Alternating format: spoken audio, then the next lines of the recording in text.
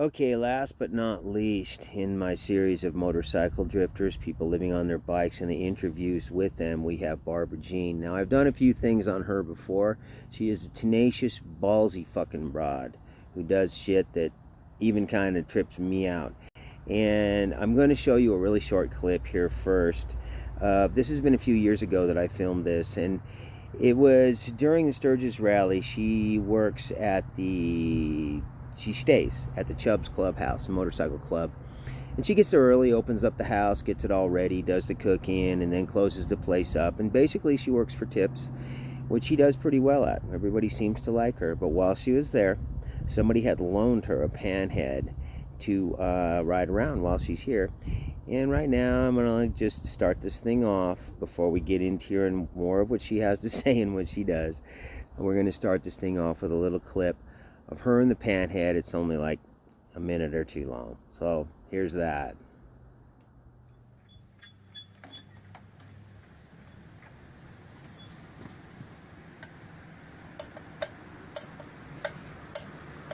I was running with the enricher on because it didn't seat right, so it was running really good.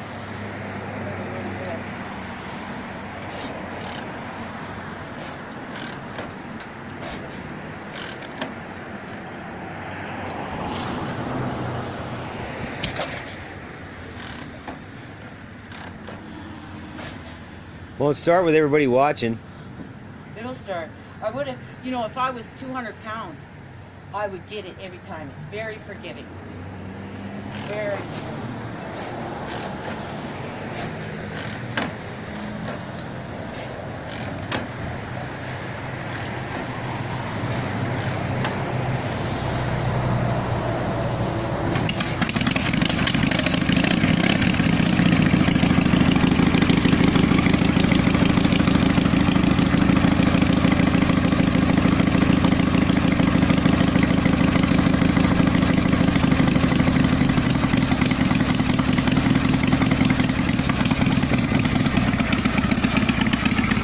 Nice job, chick.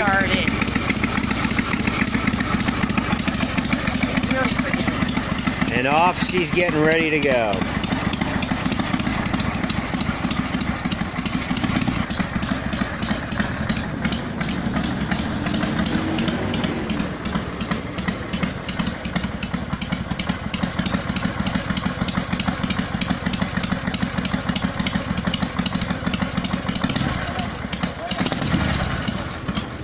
See you later, Barbara. And there she goes.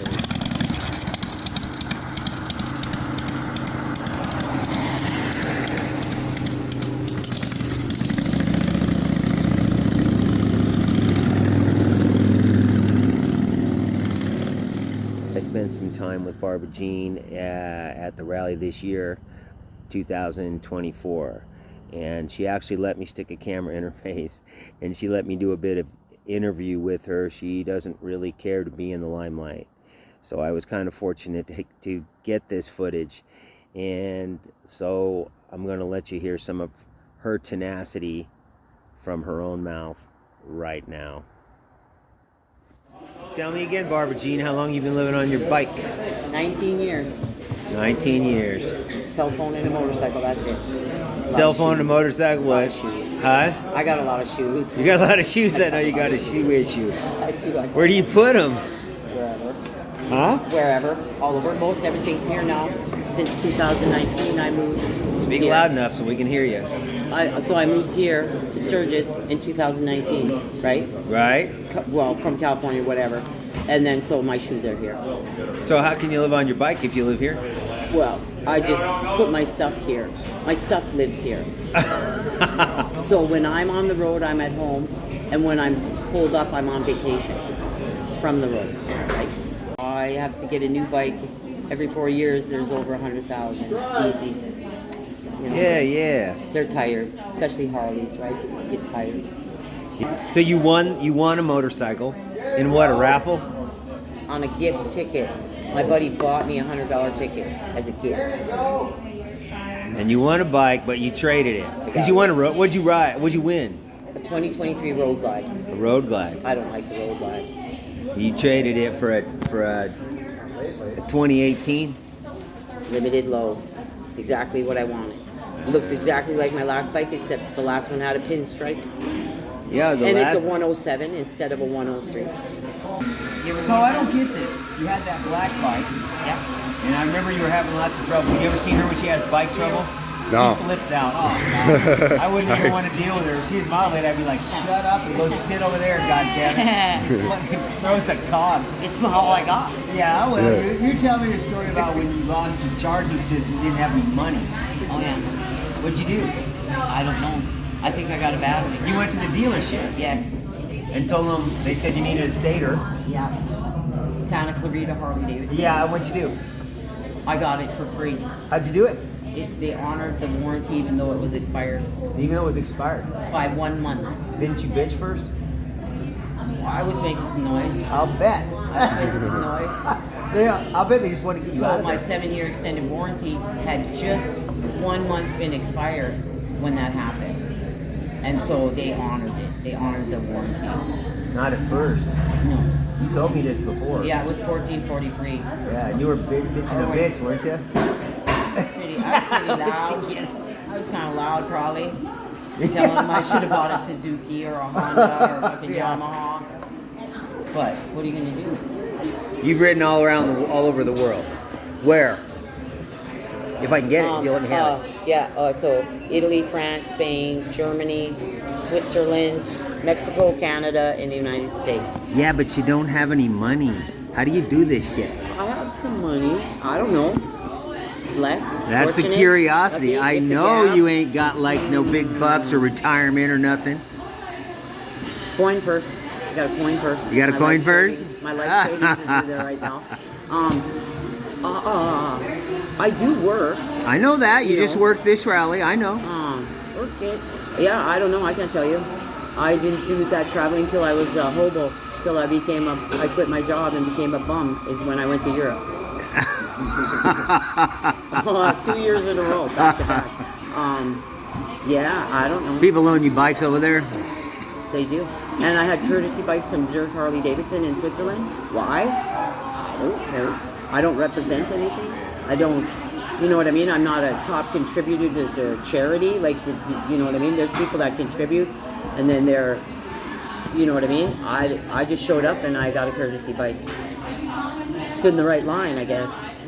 You got, you know what? You probably have nicer tits than I do. I don't know if the kids have any. I mean, they're only seeing them through my shirt. It's not like they're on display. Yeah, I don't it know. does help It's being an a A chick. cup. It's not like they're double D's or anything. Where are you going this year? Canada and hopefully in November Spain. I'm hoping it's a 2-day motorcycle event there. I want to go there. You got an invitation? Yep. Open invitation. All I do is show up. Any of those places, Switzerland, Germany, anywhere. Because they came here, those bikers came here and I showed them around to Yosemite and shit and just toured them around. And then, so when I go there, they do the same for me. Yeah. Yep. Stayed in castles, all kinds of shit. Yeah. Geiger Museum, Gruyere, the cheese. The what? I stayed there. There's a cheese named Gruyere, right? Gruyere, I don't know how you say it. But anyways, they have a castle, and I stayed there. I stayed in it. And the Geiger Museum is there. He's the guy that made Alien. You know that monster? That Yeah. big weird... Sure, I know him. I've seen the So, movie. He has a museum, and you should just blow your mind. You know what I mean? Like, blow your mind. The whole thing is like a spinal cord and rib cage and bones, and the chairs are bones in resin, whatever they make the shit out of. but Right. It looks like bones, the whole place. Yeah, it's crazy. I stayed right there. I stayed there for a few days in Switzerland. You know? They knew every morning, no matter what, I was going to wake up and put my boots on and get on that bike and go. So they felt obligated that one person came with me every time. So whoever drew the short straw, you go with Barbra-Jean, because they lived there and it was rainy and shit the first time I went, and they didn't, you know, but they knew every morning I was going to wake up and get on that bike and go somewhere. I didn't care. I would have rode around in circles in the fucking parking lot, you know. So every day one dude would get up and go with me. Sometimes two, but yeah. Oh, they probably wanted to go. No, nope, they did not. No? Especially when it was raining. They just felt responsible for me. Like they had to chaperone or take care of me because I was in their country. You know what I mean? Or they felt responsible for me. It happens quite a bit where, you know, they feel like they better take care or whatever. I don't get that. They just don't know. We don't get that. Us dudes don't get that, do we? Yeah. Yeah, we don't get that shit. Yeah, that's a perk of the pussy, maybe. I suppose. Yeah. Either way, you know what I mean? Either way, it goes either way, good or bad. Yeah. But, you know, I can't honestly say that. I mean, ain't nobody ever getting anything, so they're just looking. So if that's all it is, then I suppose. Well, you must once in a while give in somewhere. I mean, everybody's got to get laid sometime. But not for something. It's not I know. for personal gain or to get. I know that. Yeah, it's just, you know, it's part of a healthy living. Yeah. It's part of a healthy living, man. You gotta get laid. People that don't get laid are crabby as fuck. What? No. People aren't supposed to be alone. You're supposed to have companionship of any kind. Platonic, whatever it is. I remember you telling me, you're like, why you want to make these videos? Why don't you just go enjoy yourself? I remember you telling me that. Yeah. So you like being anonymous. I'm lucky that she even lets me film her right now. Responsibility of keeping up Dude. for those people that are your fans. Right. You know, you are like a little bit obligated to have things for them to view. That's and true. Things. And then that puts a burden on you. You know what I mean? Does. And so, who signs up for burdens? You know what I mean? That's I didn't get that part. Well, let me explain it to you from my point of view, from what happened, okay?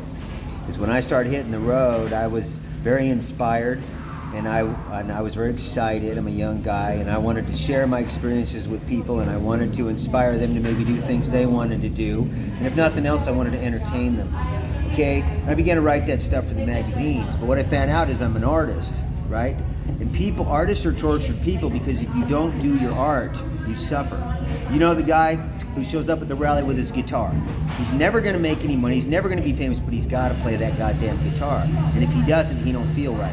So I did stuff for the magazines for years, and then the internet killed off the magazines. And then I had no outlet for my work, for anything that I was doing, and it was a very, if you're an artist, you're tortured by that. So then, eventually everything went to video. And so that's one of the reasons that I'll do it, is because when I don't, I feel lost. It gives me a purpose. It gives me something to do that's worthwhile. And so many people, have told me how my stuff's affected their lives. I've had people come here this year and tell me I wouldn't be here without your stuff. You inspired me to do this stuff. I've had a few of them tell me. So that's a reason that keeps me in it. I'm not really making any money at it these days because my channel's so small. I'm running in the red. I might have to go work and down go. the street. Huh? You just picked up $500 walking down the street. Right, that's cool. I got tips. Just give them No, people tip me some money, right? But that's here at this rally. That's not going on all the time.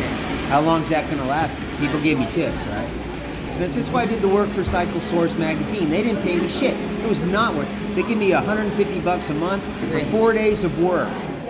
You know, I can come to work doing tires and double that in a day. Yeah. It was not worth it. I did it for the readers. Yes. So that I'd have an outlet. So there's that relationship, and it gives me a purpose. Otherwise, I feel like I'm wandering aimlessly. Yeah. So there's that. I go to the fanciest hotel in the town. The fanciest hotel in the town. And I walk in and I say, oh, I'm meeting my friends here. We're supposed to be staying here tonight. And they say, well, there's no one here and no reservations. I say, okay, I'm just going to wait on the lounge, whatever, in the lobby. I'll just sit on the couch and wait and figure out what I'm going to do. And they say, oh, yeah. And so you wait. And then once there's a shift change, the night shift don't give a shit what goes on. They don't really care most times. So I just stay in the lobby of the fanciest fucking hotel on their furniture, whatever. But at some point, I kick off my boots and actually lay down and stretch out. And then get up in the morning, maybe get the breakfast, maybe not, and take off. And it works every time. Well, there's a new one, shelter. And if you're real smart, you ask about the lost and found. You say, oh, I lost my sunglasses or my gloves. And then they show you a box or they take you in a room where there's lost and founds. And in a fancy hotel, you're going to have nice shit. And then you can say, oh, there's my this, there's my that. Oh, you know. And I have beautiful sundresses, swimming suits. Yeah, there's always, yeah. That's a new one on me. I never told you that before? No. Oh yeah, you have to see a lost and found in a fancy hotel. Like the Barbra-Jean down in Vegas. They got a fucking room for the lost and found because people lose everything. Sweaters, hats. Wealthy people. It could be all kinds of people, but you know what I mean? It's that expensive. Bellagio is like $430 a night. You ain't the camper I am either. I'm really good at finding camps. First thing I got rid of the first 9,000 miles in 2005 when I had my Dyna, bedroll, gone. 35 millimeter camera, gone. Because I never took them out. I never, you know what I mean? Right. I wouldn't carry. I'll carry a tent if I know I'm going somewhere for a weekend and I need it, like or whatever. But it's just dead weight. Got to make room for shoes, curling irons, and hair dryers. So where are you going from here? When are you leaving? A few days, whatever. Minnesota, Iowa, British Columbia. The thing I want to tell you guys is something that she talked to me about in the past. What she tells me is that she goes where she can be of service. She goes where people need her. And she does things for them. And what happens is they end up doing things in return. Now, her game is way different than mine, but she's managed, and how she does things is really different. But she's managed to stay on the road and actually travel the world all these years, and without any real means of support. And so a little bit of how she does it is by really connecting with the people around her better than I do, probably. You know, she's got a knack for this stuff. And also about money here, I want to throw in something that a friend of mine told me a long time ago. She said, do what you love to do because you truly love to do it, and the money will come. You see these people doing things that they really don't seem to have the means to do, but they're doing them anyway. There seems to be some truth to that statement that old friend of mine told me about. I started off, if you look, I have a video up called My Story, and it talks about how I left originally without money, and I took off. Who else started off like that? I heard her tell her story, was Itchy Boots. So it seems to be, there seems to be some truth in that statement. At least there's a little evidence of it here. So that concludes my little series of 3 gypsy motorcycle road dogs. I hope you enjoyed those interviews as much as I enjoyed the time I got to spend with those guys and putting these things together. I decided, since I mentioned it in this video, in the beginning of this video, that I'm either going to put a box on the end of this video if it's on YouTube, or the first link below will go to that story that I said that's my story, how I started off and ended up this way, because I'll go find it and put a link to it up there. I'm also going to leave you guys a few links below, links to my book, Josie's Journey, which, as I've said before, if you go look at the interviews, push the link, go look at the reviews. It's getting really good ones. A lot of people. That book is actually sold better than I ever expected it to. And I have a link to my donate stuff down there for anybody who wants to use it. But also, all of the stuff I put up here is also on 2 other channels, free speech channels, so you can say whatever you want. So on those channels, I tend to leave more links to things that, you know, YouTube won't let me, because, you know, if I try to lead you guys to anything that I think's more interesting or important, they will bitch slap me or spank me or take my channel down like they did last time. So there's that. And with all that, you guys, I'll see you on the next video.